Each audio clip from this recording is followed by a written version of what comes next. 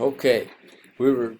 This is part two of market structures, and we're going to delve into the monopoly side of things first of all. But um, the firm is in different market structures behave differently, and the conduct is what's so intensely interesting to the economist because these different firms actually have a have some different guidelines and they have some different motives. But the one thing that actually is still holds true is that they have to answer to somebody. And if we're in a real focused industry, like a monopolized industry such as the electric company or the gas company or one of those that is very monopolized, they still have this profit maximizing axiom within them. And they have to answer to their shareholders typically, or the owners of that particular firm, just like any small firm or small business has to in a different kind of marketplace. So we're going to hold true to the fact that these firms have a motive to actually maximize their profits. And hopefully that will come to fruition in some of our discussions as we get going a little bit. When we talk about monopolies, we actually there's these big barriers, more than just the amount of capital that may be involved in the actual monopoly itself in order to put it together and make it work. But there could be a barrier of a patent. And a great example of different monopolized type of marketplaces would be those firms that actually hold the patent that keep all others out of that marketplace, at least for a specific time. U.S. Patents Office issues patents for up to 17 years. So that means that nobody else can actually use that very unique idea for that period of time. And they do that. And this is one of the reasons, one of the things we talked about within the economics doesn't work unless you have the actual rule of law that actually is the underpinning of that marketplace and the economy in general. And one of the things is the patent law within. Is it enforced? Is it enforceable? And those kinds of things come to bear on economies and whether or not they actually work or not. I mean, you can set up a patent office and say you're supposed to do this, but if you don't enforce those types of patent laws, then they're illegitimate, actually, when in reference to an economy. And you could get some really structurally bad things happening. We see this all across the world where there isn't no enforcement. There may be the rules out there, or only people or particular firms are picked on for particular political reasons and that sort of thing. And the economy just does not work very well and very efficiently if those kinds of things are happening within the general scheme of things within the rule of law. So patents are very important, and intellectual property is very important. Some prime examples of these kinds of things would be, different software development and technology, robotics that are developed and patented, so the owners of those ideas can actually benefit. It's just an incentivized area of the rule of law that allows for people to think outside the box, fix things a different way, and actually benefit from those kinds of things. Another thing would be pharmaceuticals. When a new drug comes out, it's generally patentable, and those companies benefit from having those benefits, and because it costs a lot to actually generate some of those drugs, and they should have the ability to for at least a period of time benefit from the amount of energy and capital and that sort of thing that research and development takes in order to develop those kinds of patentable products and services.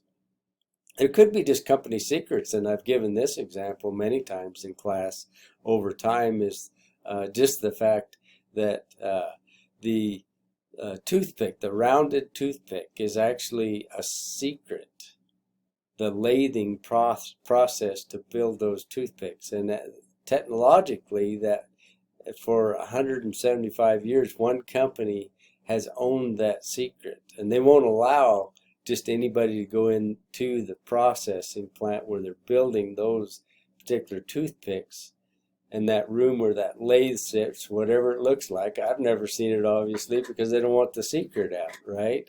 So a company may have a secret recipe. In the case of Kentucky Fried Chicken, Coca-Cola has their own recipe that is very much a secret for their product. And that may be the thing that they incorporate as a more on the monopolized side of things, that keeps them in their own marketplace, where the consumer actually has no other place to go but them in order to purchase that product or service. So size of the marketplace. And I see this all the time. I'm kind of a small town guy. Grew up in a small town, western Montana, and that sort of thing. So I've seen this, and it's very typical, is in some of these really, really small communities, you might find one cafe, one bar. Usually there's two bars. And they split the amount of demand between them. But a lot of times there's just one. And those are actually localized monopolies. And that's a really interesting study, because those people that are in that surrounding area or in that community only have one choice if they want to purchase a product or service within the geographic area. Now, does this mean that that store or that cafe in that small town can charge whatever they want?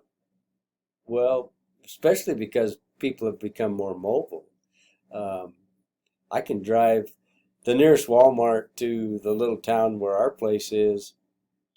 I can drive out about 30 miles, and I can actually have breakfast somewhere else. So they actually are influenced to a certain degree by the price of that breakfast at 30 miles and 40 miles and 60 miles at those other little towns. So they can't just charge an exorbitant price and expect consumers to actually just take it and purchase it. They have to actually, there's market forces within that, and they would have that inverse relationship in their demand curve and how consumers behave to their product or service. So, but they are a monopoly. They're a single, in that localized area, they actually, in a geographic sense, are a monopoly. So we can have that. Government-sanctioned monopolies. And this is one that actually is broader than what you would think. We have our national park system. Yellowstone National Park, for instance. It's the only product, Yellowstone National Park, and it's geographic in sense, but it's also, it's only one product. It could be considered a firm in itself, and it has internal firms. They actually give out permits to do all the food service and all the customer related type of activities within the park to one firm, and they put that out in a somewhat semi-competitive fashion. So we can have those kinds of things. And also, I mean, even the fact that like a power plant must be permitted by governments, government commissions and states and things like that, and at the federal level, that actually sanctions one firm to actually commit to a marketplace, and they become the marketplace. That one firm does. And they're sanctioned by the government. I always use this for an example. Can you imagine if they like something like power distribution in modern days if we had even 10 firms that said, okay, we're going to set up shop and we can outcompete this firm and all the rest of them. If there's 10 of them, we're going to outcompete 9 of them, and we're going to put up our own power plants, our own distribution systems, our own system to the customer, and all that. It would just be it would be absolute chaos, and probably more than anything else, environmentally, it would be not only an eyesore but destructive in nature.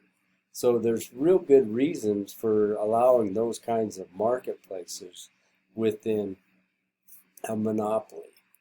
And I think sometimes, and I hate to stereotype, but sometimes the typical consumer, typical person out there on the street has somewhat of a detrimental attitude about monopolies, but in effect they're real natural in why they occur. And if there does, because of technology or some other reason, if something comes along to replace it, then sometimes we see different things materialize.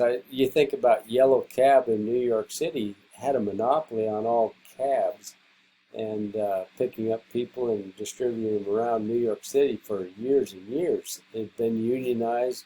It took about $1 million of an investment for one cab because of the permitting and all the processes involved in that.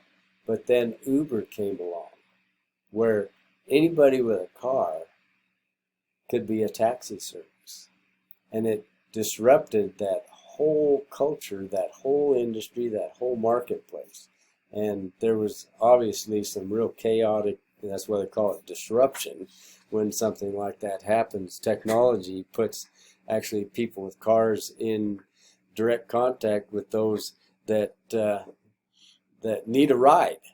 So that's an example of that. We see that with Airbnb in the short-term rental and hotel business as well. I mean, and those that were there first are very sensitive to the fact they want to guard their marketplace. And we've seen that. I mean, the hotel and restaurant business has been very, very vocal to our policymakers, and so has the cab industry, although they seem to have lost that battle.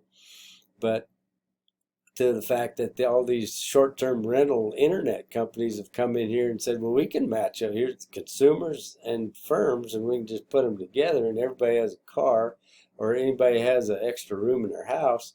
We can put those two things together. That's all it takes to build a marketplace and build a transaction that will in aggregate actually hold that marketplace. So we see some disruptions every once in a while that are just monumental, and they change the economy in a macro sense at the very grassroots. And it's kind of fun to take a look at and study those kinds of concepts and actually be in on some of those things if you're a small business person. So the thing that I want to get at, and we explained this to a certain extent, but you're in a perfectly competitive sense, the firm actually is reacting to a flat demand curve. And we proved this through mathematical empiricalisms, that the marginal revenue is equal to the price, which is also equal to the average revenue when you have no impact on price. But in a sense, if there's one firm in the marketplace, and we've already talked about the fact that in a monopoly, they are the firm. So every product or service within that market is sold by this one firm, and their average revenue curve is determined by this. So whatever price they actually put out in the marketplace will actually tell you how much of an output that they will have. And this is that's basically the law of demand. It's not basically, it is the law of demand. It's just this relationship between the price and the quantity demanded in the marketplace. So the monopolist or that firm can actually manipulate price in order to get different outputs. Okay? So what we're saying here is that the average revenue curve for the monopolist is the demand curve, which is really an important concept when we start studying and trying to figure out where that monopolist can actually maximize profits. Because the average revenue within the marketplace over here doesn't change, and it actually has an impact of where we would maximize our profits under perfect competition. And I started out part one talking about the fact that we still work under the same kinds of influences, especially when we talk about cost. So if we know and we can determine that actual demand curve, we can actually figure out where we can maximize our profits given our cost structures.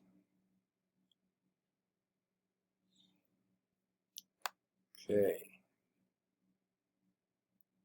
So here's the takeaways from a purely monopolistic type of occurrence or marketplace is that we're typically going to see higher prices than we would if we had a perfectly competitive marketplace.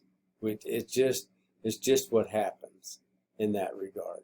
So we can say that that's going to happen. Doesn't mean that it's good or it's bad or we're indifferent to that. We just have to kind of accept that. All right. So the next thing is that there will be a reduced availability because of our demand curve at times, at least.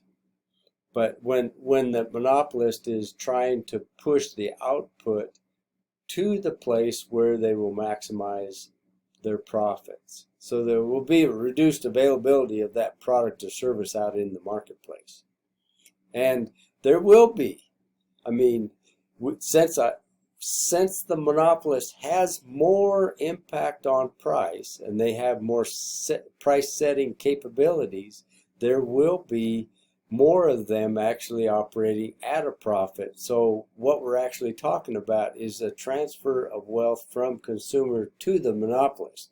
And we say this in singular, the monopolist, but we're really talking about those members of the co-op or the members or shareholders of that particular firm. They're going to participate in those profits. So it's not just it's a group of people typically in most cases that we talk about, especially some of these large monopolies. Okay, so that's kind of a monopolized marketplace in a nutshell. And for the next video, I want to get into and introduce you to the cost structure of those monopolists as they stand. So we'll hit the pause button and you can kind of digest some of this, maybe go back over your notes on it and that sort of thing, and I'll see you in the next video.